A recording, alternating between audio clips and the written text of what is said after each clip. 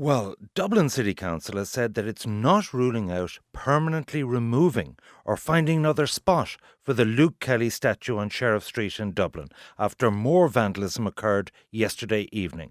Reporter JJ Clark has been finding out more. Luke is one of us, so why would we be doing it to one of us, you know?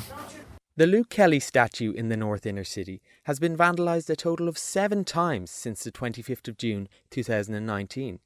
I'm interested in why this keeps happening. To get a sense of the local reaction, I spoke to Chair of the North Wall Community Association, Gerry Faye, who was a childhood friend of Luke Kelly. So we grew up together, went to school together, played football on the streets together, done everything together. And then he went to England, I think about 16, he went to England, became famous and so on and so forth. Around 1969 or so, Sheriff Street had become a bit run down at that time, mainly because of what sometimes referred to as the fall of the docks, right? Which basically was containerisation. There was a lot of casual work on the docks, like you would always get a day's work. The handling went because everything now came in a steel box. You know, before you could have maybe 4 or 5 men in the whole of a ship packing the stuff. Cranes that lift the road had to be wheeled across the road, then unpacked and stacked, all of that. So now you just a steel box come in, you lift it around. So the work went out the window. And then 30 years or so of deprivation. You wonder why you have all these disaffected youths hanging around. The general thing is, you know, the North Wall is defined by more or less by Sheriff Street, you know. But the area is more than that, you know. If I could ring up Luke today now and ask him, would he have any problem, like, you know, being transferred over to Raglan Road or something like that, I think Luke would have another heart attack, you know. Like, Kelly he's belonged to here, his family's belonged to here, you know. You listen to Lukey Kelly singing one of his best songs, Peace St. John's song, right? Dublin in the rare old times, right? And he talks about to see the new glass cages sprung up along the quay. What's he referring to?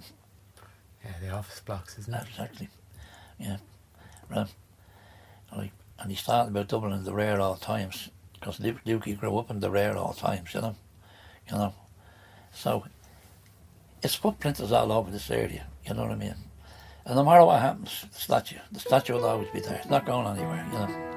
Like, it's there. It's part of this community. Glen works for the graffiti removal company PMAC. They are contracted by Dublin City Council to remove graffiti across the city. I asked him about Dublin's graffiti problem and the process of removing it. I'm Glen, work for PMAC, we're a graffiti removal company. We respond within a couple of hours of it normally. You know, I think the last one went out at probably 2 o'clock in the morning. I think there was a crew. We were on it for 4 o'clock. It has been glasses, red, black. I think this is the first time we come across someone vandalising with straight paint all over it. You know, I think that's the first time we come across that anyway. That's all it is. It's a blank canvas for them. They see even where we clean. We could take this off. We're standing beside a wall that's graffiti on it. We could take this off right now. I guarantee you'll be back 2 days later. You look at places all over Dublin, you look at side of buildings and you wonder how they grew up and got the graffiti up there. It's amazing how they do it and how high they grew up to do it, the risk they take. So they're not bothered by it. The one in Gill Street, basically we use a kind of a light detergent. We sample an area first, we know what works and what doesn't now, and we sample the area, and a light detergent, you kind of massage it into the head, into the hair, and then we steam clean it off. The Vandals were a Roman-era Germanic people. They resided in what is now southern Poland in the 5th century. When they sacked Rome in 455, it was characterised by looting and defacing of artwork. In 1794, Bishop Henry Gregor called the destruction of artwork following the French Revolution vandalism. Thus, a term was born. The why of vandalism led me to criminologist John O'Keefe. I quizzed him on the specific case of the Luke Kelly statue, the demographic of vandals, and solutions. Vandalism, as we would certainly understand it, is the wanton destruction of a property which has zero purpose on any level. And it's what we call in criminology that broken windows theory. That if there are signs of crime, on a statue, for example, so paint splash there, once that happens the first time, it creates a sense of disorder, a sense of chaos. And what that does is encourages further crime and disorder. But around Sheriff Street, what's happening is it's local use, I'm guessing, and it will be almost certainly local use. Younger people generally, as a rule, don't travel for vandalism unless it's an occasional hooliganism to do with football or something. So that's the problem with this statue. It's in this kind of no man's land. Nobody really has any authority or ownership on it. Therefore, people can do what they like with it.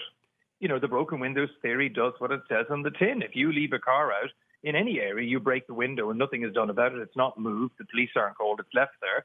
Within a short space of time, another one will be broken. And by the end of the week, it'll probably be set on fire. I mean, that's the evidence we have.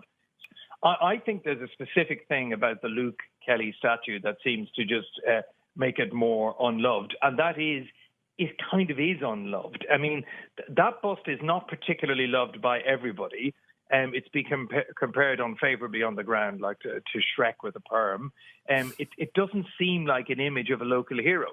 For a lot of people, it looks almost grotesque. We know certain things work in crime. The first thing that works in crime is a community. So once the community are actively involved and giving ownership of that space. So, for example, they might be allowed to contribute to flower bedding around it and so on. There might be names of each individual person who's put a flower there. It could be lots of things where they have buy-in and ownership.